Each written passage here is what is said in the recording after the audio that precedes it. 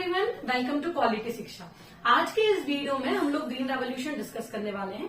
Green revolution competitive exams का एक important topic है और अगर मैं एमपीपीएससी की स्पेसिफिकली बात करूं तो जो एमपीपीएससी का न्यू सिलेबस है उसमें जीएस पेपर 1 के पार्ट बी के यूनिट सेकंड में ग्रीन रेवोल्यूशन टॉपिक मेंशन है। तो आपको ये तो समझ में आ गया कि green revolution is an important topic जो हमको पढ़ना है।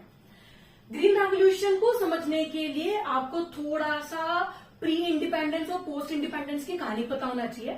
मैं प्री इंडिपेंडेंस की अगर बात करूं तो आप सभी को मालूम है कि हम लोग ब्रिटिशर्स की कॉलोनी थे और ब्रिटिशर्स ने जब भारत पे राज करा है तो ब्रिटिशर्स की जो पॉलिसीज थी एग्रीकल्चर को लेके और फार्मर्स को लेके वो एक्सप्लॉयटेटिव इन नेचर थी।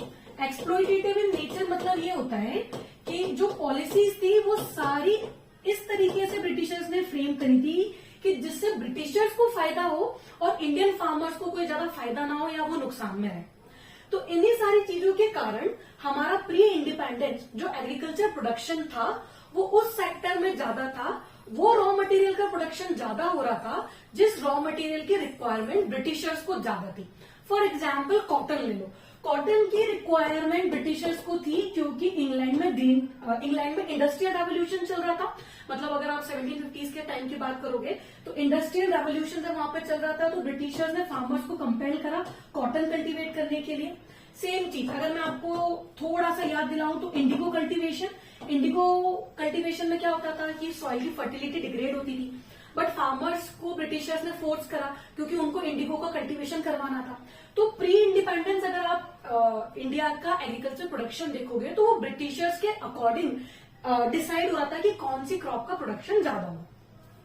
फिर अगर हम आगे बढ़े इसके बाद तो जब हमको 1947 में आजादी मिलती है तो इंडिया एज अ कंट्री एक न्यू बॉर्न कंट्री थी। हम नई कंट्री बनी थी जो जस्ट अभी ब्रिटिशर्स की कॉलोनी से जिसको छुटकारा मिला और आजाद हुई है।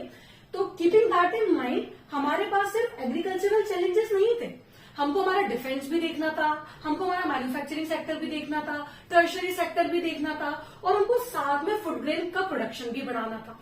और अगर फूड ग्रेन की प्रोडक्शन की बात करी जाए तो हमारे पास पोस्ट इंडिपेंडेंस इतना फूड ग्रेन का प्रोडक्शन नहीं था कि हम हमारी पॉपुलेशन को कंप्लीटली फीड कर पाए। कहने का मतलब ये है कि लेट्स से अगर इंडिया का एरिया इतना है तो इसमें हम जो प्रोड्यूस कर रहे थे वो इंडिया की टोटल पॉपुलेशन को फीड करने के लिए सफिशिएंट नहीं था। तो सफिशिएंट नहीं था तो फिर हम लोगों ने हमारा पेट कैसे भरा?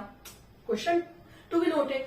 हम लोगों ने हमारा पेट ऐसे भरा कि हम लोगों ने मतलब एज एन इंडिया ने दूसरे देशों से अनाज को इंपोर्ट कराया। जैसे कि यूएसए से हमने PL 480 फूड ग्रेन्स इंपोर्ट कराए थे। क्यों कराने पड़े? क्योंकि हमारे पास खुद के पास तो था नहीं। और भी क्या हमने इंपोर्ट कराए? हमने बहुत सारे फूड ग्रेन जो थे वो अलग अलग देशों से इंपोर्ट कराए हमारी पॉपुलेशन को फीड करने के लिए। हमको ये समझ में आ गया था कि अगर हम इस तरीके से इंपोर्ट कराते रहे तो एक टाइम बाद ऐसा आएगा कि जो हमारे फॉरेन एक्सचेंज है हम लोग की जो डिपेंडेंसी है इंपोर्ट्स वो बहुत ज्यादा बढ़ जाएगी। तो there was a drastic need कि क्यों ना हम हमारे देश में ही फूड ग्रेन का प्रोडक्शन बढ़ा लें। उसको ध्यान में रखते हुए इंपोर्ट डिपेंडेंसी को कम करने के लिए भारत में ग्रीन रेवोल्यूशन की स्टार्टिंग होती है। But before that keep one point in mind कि प्री इंडिपेंडेंस भी इंडिया में बहुत सारी फेमाइन्स आई थी। 1960s के आसपास भी फेमाइन्स आई है। 1962, 65, 71 बहुत डिस्टर्ब ईयर थे क्योंकि we had a conflict with China, we had a war with Pakistan. तो इन सारी प्रॉब्लम्स को टैकल करने के साथ साथ हमको हमारी कंट्री के लिए फूड ग्रेन का प्रोडक्शन करना था या फूड ग्रेन के प्रोडक्शन को बढ़ाना था। तो उसी वजह से भारत में ग्रीन रेवोल्यूशन की स्टार्टिंग होती। तो इंट्रोडक्शन में जब पढ़ा जाता है तो हम बोलते हैं कि जो ग्रीन रेवोल्यूशन में है उसमें सबसे पहले हमने HYV सीड्स इंट्रोड्यूस करे। ये सारी बातें तो ठीक है, बट क्या ग्रीन रेवोल्यूशन एक मूवमेंट था एकदम से भारत में आ गया? नहीं। इसके लिए भी एक और आप पॉइंट दिमाग में रखना कि जो वर्ल्ड के फादर है ग्रीन रेवोल्यूशन के वो है नॉर्मन बोरलॉग। ठीक है, ध्यान रखिएगा, Norman Borlaug is considered to be as the father of green revolution in the world. तो नॉर्मन बोरलॉग तो वर्ल्ड के फादर है। इंडिया के फादर किसको माना जाता है? That is MS Swaminathan. Do remember legend legend personality थे, और इन्होंने इंडिया में जब ग्रीन रेवोल्यूशन की स्टार्टिंग करी MS स्वामीनाथन ने, तो इन्होंने नॉर्मन बोरलॉग की मदद ली थी और उन्होंने उन्हीं के गाइडेंस के अंडर में इंडिया में ग्रीन रेवोल्यूशन की स्टार्टिंग करी थी। अच्छा, MS स्वामीनाथन के लिए एक और पॉइंट याद रखिएगा कि अभी 2024 में जो भारत रत्न अवार्ड्स मिले उसमें से MS Swaminathan is the one. Rest 4 और भी लोग हैं, टोटल 5 लोगों को मिला, उसमें से एक MS स्वामीनाथन है। ठीक है, तो इंडिया में जिसका कंट्रीब्यूशन है दैट इज MS स्वामीनाथन, सबसे पहली चीज। तो अब जब भारत में ग्रीन रेवोल्यूशन स्टार्ट होता है तो हमारा जो सबसे पहला फोकस था वो ये था कि अगर हमारे यहाँ पे प्रोडक्शन कम हो रहा है तो उसमें एक प्रॉब्लम ये हो सकती है कि हमारे यहाँ का सीड अच्छा नहीं है। तो हमने क्या करा, सबसे पहले high yielding varieties of seeds को इंट्रोड्यूस करा। फसलें खराब हो रही थी तो हमने फर्टिलाइजर्स को इंट्रोड्यूस करा। उसके बाद हमने हमारी टेक्नोलॉजी को एडवांस करा। टेक्नोलॉजी को एडवांस करना मतलब ये होता है कि जब भी जो हमारा एग्जिस्टिंग इरिगेशन इंफ्रास्ट्रक्चर था, इरिगेशन इंफ्रास्ट्रक्चर मतलब जैसे डैम्स का कंस्ट्रक्शन स्टार्ट हो गया था, तो वो सारी चीजों पे हमने ध्यान दिया और वही ग्रीन रेवोल्यूशन की स्टार्टिंग थी। इफ समबडी आस्क यू कि ग्रीन रेवोल्यूशन का ईयर क्या है, कोई एक स्पेसिफिक ईयर होगा, हाँ, तो आप मेंशन कर सकते हो कि ग्रीन रेवोल्यूशन का ईयर जो है that is 67-68 was the year. ठीक है, इसके पहले जो हमारी इकोनॉमी थी that was ship to mouth economy. Ship to mouth economy मतलब ये होता है कि हम क्या करते थे, इंपोर्ट कराते थे और अपने पेट भरते थे। अब जब ग्रीन रेवोल्यूशन भारत में आया तो ग्रीन रेवोल्यूशन में फूड ग्रेन का प्रोडक्शन बढ़ना स्टार्ट हो गया, इंक्रीज इन फूड प्रोडक्शन। ठीक है, यही एक सबसे टैगलाइन है ग्रीन रेवोल्यूशन की कि फूड ग्रेन के प्रोडक्शन में बहुत ज्यादा इंक्रीमेंट हो। तो एक तो टेक्नोलॉजी हो गया, फर्टिलाइजर हो गया, HYV हो गया, at the same time irrigation infrastructure को भी ध्यान में रखिएगा, ये ग्रीन रेवोल्यूशन का introduction. Okay, moving on to certain data जो आप लोगों को याद रखना है, जो मैं अभी आप लोगों को बता भी रही थी कि सबसे पहले ये जो इनिशिएट करा था that was by Norman Borlaug 1960s में, और इनको ग्रीन रेवोल्यूशन का फादर बोला जाता है वर्ल्ड में। ये आप लोगों के लिए रिवीजन है, तो हम फटाफट इसको देख के निकाल देते हैं। ठीक है, एंड ध्यान रखिएगा इनको नोबेल पीस प्राइज मिला है 1970 में। और अगर आप इंडिया में बात करोगे तो जो नॉर्मन बोरलॉग है वो पद्म विभूषण से उनको सम्मानित करा गया है। डू रिमेम्बर, नॉर्मन बोरलॉग को भारत रत्न नहीं मिला। ठीक है, MS स्वामीनाथन को भारत रत्न मिला। ठीक है, ओके, और इंडिया में जो स्टार्टिंग करी है that was done by MS Swaminathan. Fair enough. Okay, बढ़ते हैं आगे। अगर ग्रीन रेवोल्यूशन में बात करी जाए तो फूड ग्रेन के प्रोडक्शन को तो आप बोल रहे हो बार बार, लेकिन वो फूड ग्रेन में क्या कोई स्पेसिफिक क्रॉप्स थी? यस, जब ग्रीन रेवोल्यूशन स्टार्ट होता है ना, तो नॉर्मन बोरलॉग की एडवाइस पे भारत में 18,000 टन्स ऑफ सीड्स को इंपोर्ट कराया जाता है। ये कोई छोटा मोटा वैल्यू नहीं, 18,000 टन्स ऑफ सीड्स इंपोर्ट कराए थे हमने। उसमें से हमने जो मेनली सीड्स इंपोर्ट कराए हैं वो व्हीट और राइस के कराए। डू रिमेम्बर, जो व्हीट के सीड्स हैं वो हमने मैक्सिको से मंगाए थे, मैक्सिको नॉर्थ अमेरिका में। ठीक है, और जो राइस के सीड्स है वो हमने फिलीपींस से मंगाए, साउथ ईस्ट एशियन नेशन है फिलीपींस, आप लोगों को मालूम होगा। ठीक है, बहुत सारे वीडियोज है जिसपे मैंने इंटरनेशनल ऑर्गेनाइजेशंस को डिस्कस करा हुआ है, तो आप लोग जाके प्लेलिस्ट में जाके देख सकते हो क्वालिटी शिक्षा में, और मिलेंगे आपको वहां पे। एट द सेम टाइम ये भी याद रखना कि क्वालिटी शिक्षा के जो कम्युनिटी सेक्शन है वहां पे मैं आप लोगों के लिए डेली प्रैक्टिस क्वेश्चंस अपलोड करती हूँ। जस्ट आपका प्री अच्छे से हो जाए, वन डे जो कॉम्पिटिटिव एग्जाम्स उसमें अच्छी प्रैक्टिस हो जाए, तो आप वो क्वेश्चंस भी वहां से देख सकते हो, है ना। Anyways, come back. मैं आप लोगों को ये बता रही थी कि हमने बहुत सारे सीड्स इंपोर्ट कराए थे। तो जब हमने ये सीड्स इंपोर्ट कराए तो हमारा जो उसमें फोकस था that was mainly on wheat and rice. ठीक है, एक बहुत ऑब्वियस क्वेश्चन है जो आपके दिमाग में आना चाहिए, क्या ये बाद में जाके चैलेंज बनेगा हमारे लिए व्हीट और राइस का कल्टीवेशन? क्योंकि अगर आप एक ही खेत पे year after year same crop cultivate करते हो तो सॉइल की फर्टिलिटी डिग्रेड होती है, जिसको आप एक्चुअली में मोनोक्रॉपिंग बोलते हो। तो यस, जब हम ग्रीन रेवोल्यूशन 2.0 पढ़ते हैं तो हम उसमें ये बोलते हैं कि ग्रीन रेवोल्यूशन में जो आपने मोनोक्रॉपिंग करी थी या सिर्फ व्हीट एंड राइस पे जो फोकस करा था, अब हम क्रॉप डाइवर्सिफिकेशन की तरफ बढ़ रहे हैं। क्रॉप डाइवर्सिफिकेशन में क्या होता है कि आप सिर्फ व्हीट और राइस कल्टीवेट नहीं करने वाले, अब आप अपने खेत पे, अपने फार्म लैंड पे पल्स भी लगाओगे, ऑयल सीड्स भी लगाओगे, मिलेट्स भी लगाओगे, एक्सेट्रा। तो ये ध्यान रखना, ये पॉइंट जब मैं आप लोगों को ग्रीन रेवोल्यूशन 2.0 बताऊंगी तब मैं ये पॉइंट वापस हाईलाइट करूंगी, तो keep that in mind. Okay, अच्छा हमारी स्लाइड चेंज होगी ना, हाँ हम यहाँ पे थे, ठीक है। तो अब हम बढ़ते हैं आगे ऑब्जेक्टिव्स की तरफ कि ग्रीन रेवोल्यूशन के ऑब्जेक्टिव्स क्या क्या थे, है ना। एक पेन का कलर और चेंज कर देते तो आप लोगों को इजी रहेगा यहाँ पे आगे, है ना। ऑब्जेक्टिव्स क्या क्या थे? सबसे पहला ऑब्जेक्टिव इंडिया की हंगर क्राइसिस को सॉल्व करना। मैंने आप लोगों को बोला भी कि प्री इंडिपेंडेंस 1943 में बंगाल फेमाइन आई थी, उसके बाद 1960s के बाद इंडिया में 2 ड्रॉट आए थे कंटिन्यूअस। तो ड्रॉट मतलब सूखा, और जब ड्रॉट आता है तो पानी नहीं है, खेतों को इरिगेट कैसे करोगे? तो जब इरिगेशन नहीं होगा तो एग्रीकल्चर प्रोडक्शन या प्रोडक्टिविटी कम हो जाएगी, तो उसकी वजह से क्या होता है, फसलों को नुकसान हो जाता है। तो इंडिया की हंगर क्राइसिस को सॉल्व करना एक हमारा ऑब्जेक्टिव था, ठीक है। चलो आगे बढ़ते हैं। दूसरा ऑब्जेक्टिव ग्रीन रेवोल्यूशन का ये था कि हमको ओवरऑल एग्रीकल्चर को मॉडर्नाइज करना था। यहाँ पे मॉडर्नाइजेशन से मतलब है आपको मैकेनाइजेशन एक इसका पार्ट हो सकता है, मतलब हम मशीनरीज इंट्रोड्यूस करना चाहते थे, हम फर्टिलाइजर्स इंट्रोड्यूस करना चाहते थे, जो पेस्ट हमारी क्रॉप को अटैक करते हैं उनके लिए हम पेस्टिसाइड्स इंट्रोड्यूस करना चाहते थे, हम और टेक्नोलॉजिकली एडवांस होना चाहते थे। इस सेक्शन में हम ग्रीन रेवोल्यूशन 2.0 में इसको हाईलाइट करते हैं, keep that in mind, information technology IT मतलब। नेक्स्ट हमको एम्प्लॉयमेंट प्रोवाइड करना था, किनको? एग्रीकल्चरल और इंडस्ट्रियल वर्कर्स को। एक काउंटर क्वेश्चन जो आपके मन में आएगा पढ़ते समय कि इंडस्ट्रियल वर्कर्स को कैसे एम्प्लॉयमेंट प्रोवाइड करेंगे? डू रिमेंबर कि जब भी एग्रीकल्चरल प्रोडक्शन बढ़ता है तो रॉ मटेरियल का जो प्रोडक्शन है या जो रॉ मटेरियल की क्वांटिटी वो भी बढ़ जाती है, और ये रॉ मटेरियल इंडस्ट्रीज में जाके फिनिश्ड प्रोडक्ट में कन्वर्ट होता है। लेट्स से कि अगर मैं किसान हूं और मैं अपने फार्म लैंड पे पोटैटो प्रोड्यूस कर रही हूँ या मैं अनियन प्रोड्यूस कर रही हूँ, तो उस रॉ मटेरियल को मतलब पोटैटो और अनियन को मैं अगर कोई भी फूड प्रोसेसिंग इंडस्ट्री में भेजूंगी तो वो पोटैटो या तो चिप्स में कन्वर्ट हो जाएगा या अनियन जो है वो फ्राइड अनियंस या अलग अलग जो फिनिश प्रोडक्ट होते हैं उसमें कन्वर्ट हो जाएगा। तो जितना ज्यादा रॉ मटेरियल का प्रोडक्शन होगा उतनी इंडस्ट्रियल ग्रोथ भी बढ़ेगी। We are talking about food processing industries specifically, do remember, okay. तो this are the certain objectives जो ग्रीन रेवोल्यूशन के थे। आप इसको एड ऑन भी कर सकते हो, मैं जो बता रही हूँ वो मैं आपको कीवर्ड्स बता रही हूँ, आपको मेन आंसर राइटिंग में जो जो काम आएंगे, ओके। जो मैं बोल रही हूँ आप उसको नोट करते जाइएगा, ठीक है।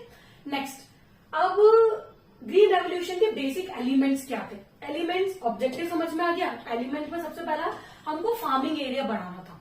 फार्मिंग एरिया बढ़ाना था कहने का मतलब है कि पहले जितने लैंड पे जितना क्रॉप का प्रोडक्शन हो रहा है उसको प्रोडक्टिविटी को हमको इंक्रीज करना है, क्योंकि पॉपुलेशन तो बहुत फास्ट रेट से बढ़ रही थी, लेकिन आजादी के बाद जब पार्टीशन होता है तो वो एरिया तो फिक्स था। अब एक कॉन्सेप्ट समझ में आना चाहिए कि आजादी मिल गई, ये एरिया फिक्स है, लेकिन पॉपुलेशन तो बहुत तेजी से बढ़ रही है। अब इसी एरिया में आपको एग्रीकल्चर भी करना है, अर्बनाइजेशन भी करना है, ग्लोबलाइजेशन भी करना है, इंडस्ट्रियलाइजेशन भी करना है, तो लैंड तो सेम ही है।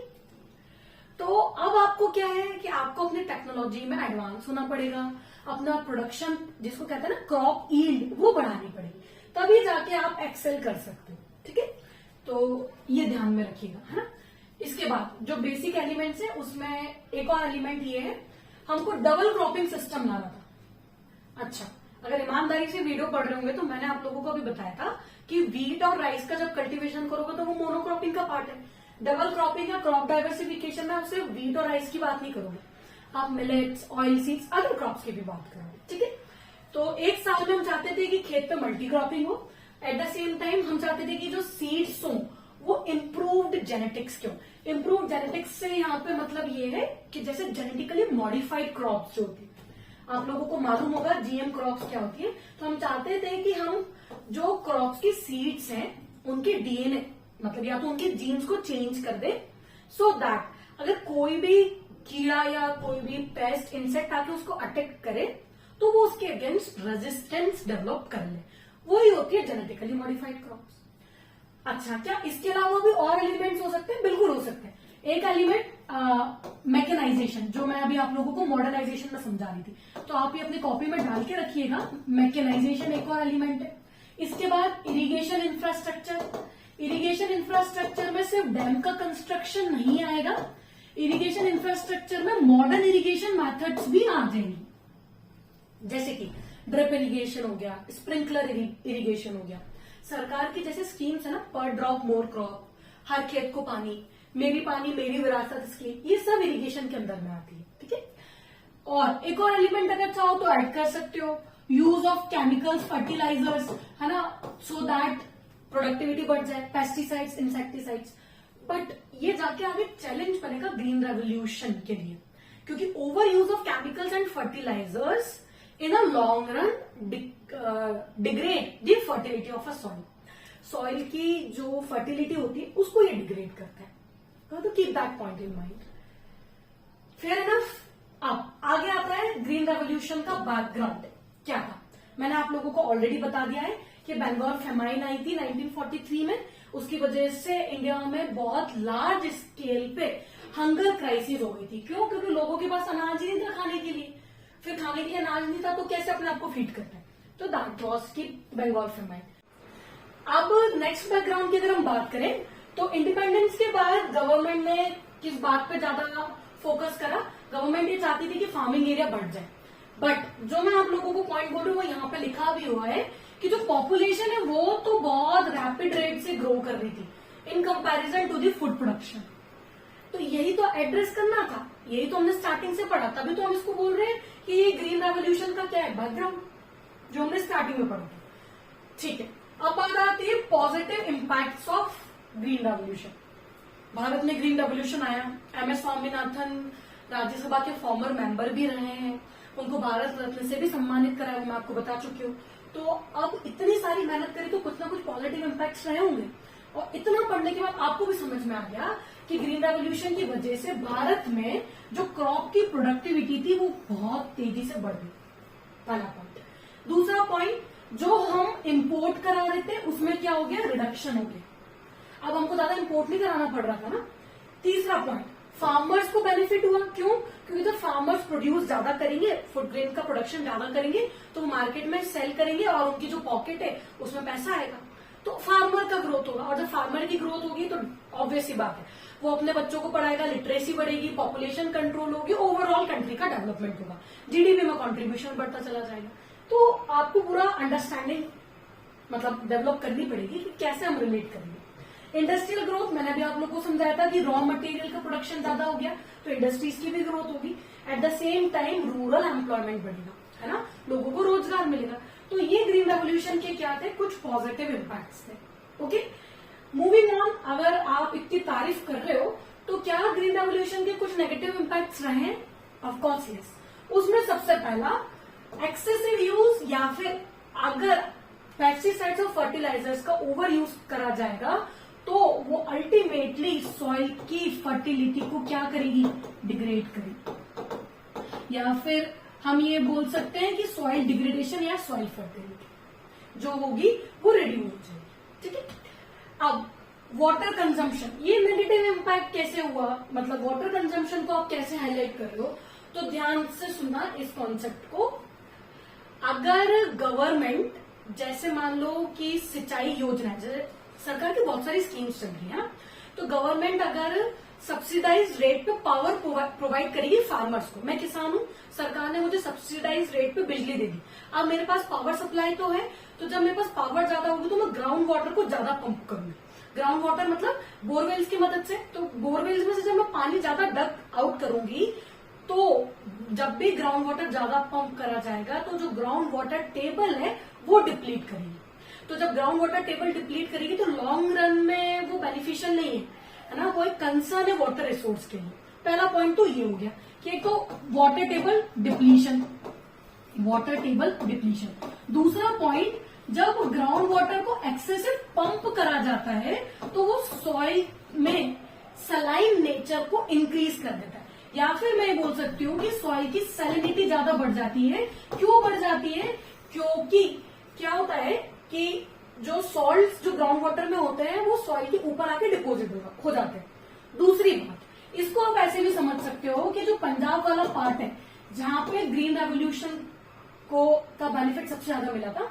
अच्छा, एक पॉइंट यहीं पे देख लो हाथों हाथ, Punjab plus Haryana plus western UP, this are the 3 states जिनको इनिशियली ग्रीन रेवोल्यूशन की वजह से काफी बेनिफिट मिला था। तो अब पंजाब में क्या है कि पंजाब का क्लाइमेट ऐसा है कि वो राइस के कल्टीवेशन को सपोर्ट नहीं करता। सबसे पहला क्वेश्चन तो आप लोग मुझसे पूछोगे कि राइस के कल्टीवेशन को सपोर्ट क्यों नहीं करता। क्यों? क्योंकि जो पैडी का कल्टीवेशन होता है उसको बहुत ज्यादा पानी की रिक्वायरमेंट है। राइस की खेती में आपको फील्ड को फ्लडेड करना पड़ता है इनिशियली। तो जब पैडी कल्टीवेशन को ज्यादा वाटर की रिक्वायरमेंट है तो फार्मर करेगा क्या?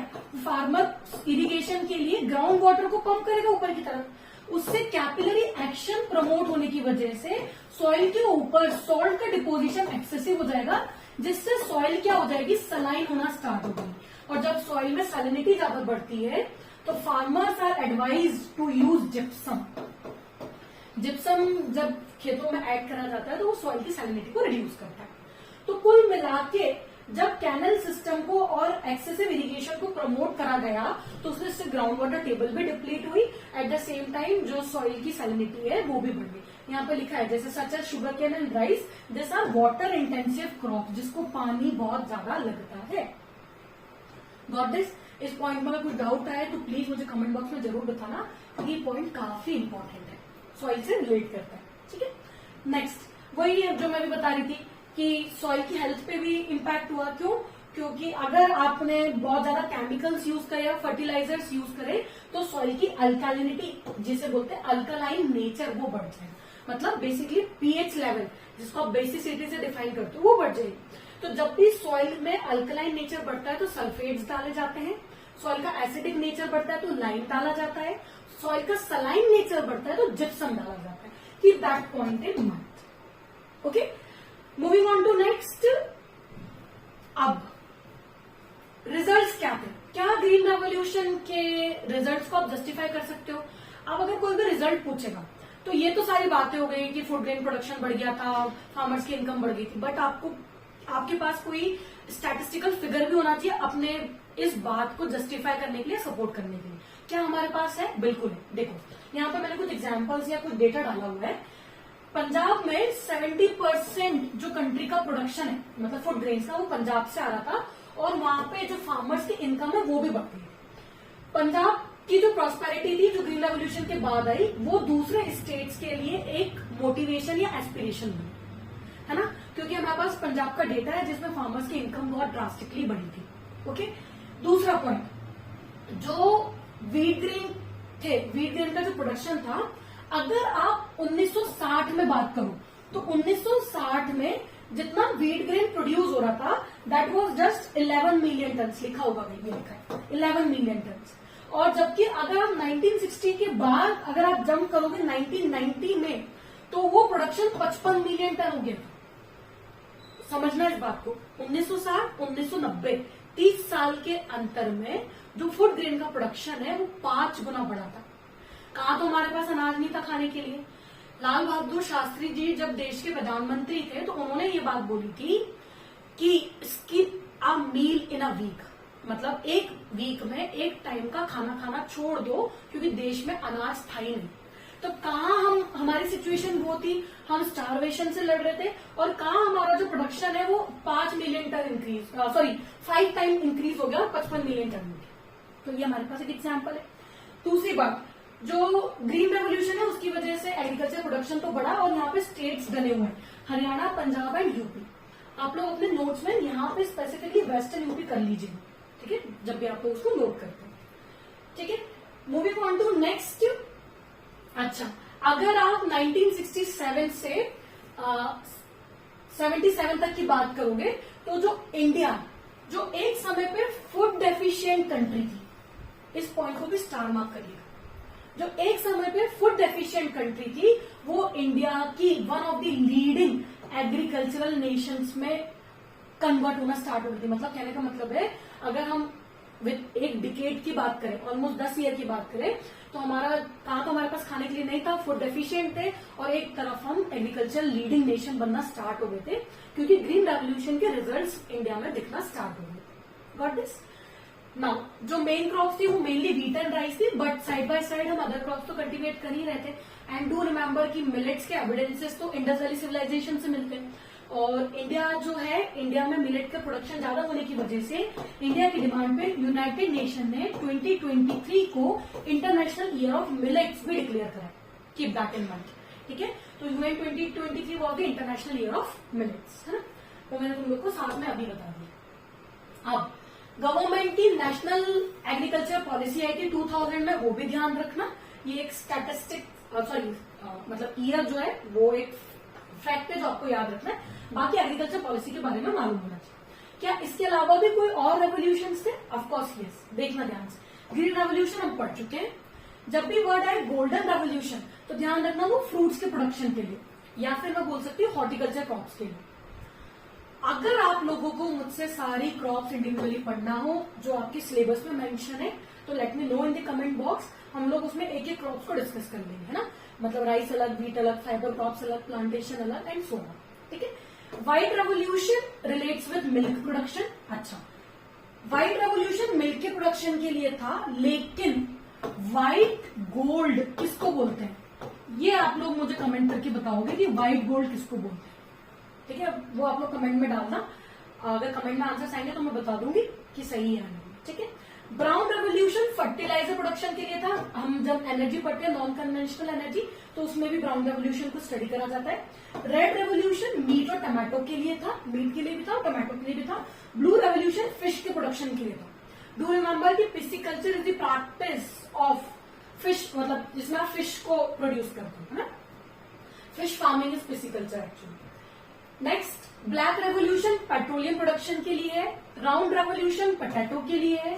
येलो ऑयल सीड के लिए, गलती से भी येलो को पल्सेस में मत डाल देना, जो बहुत कॉमन मिस्टेक है, बच्चा करता है, ठीक है। ये ऑयल सीड के प्रोडक्शन के लिए। पिंक रेवोल्यूशन अनियन और एक्सपोर्ट ऑफ मीट के लिए।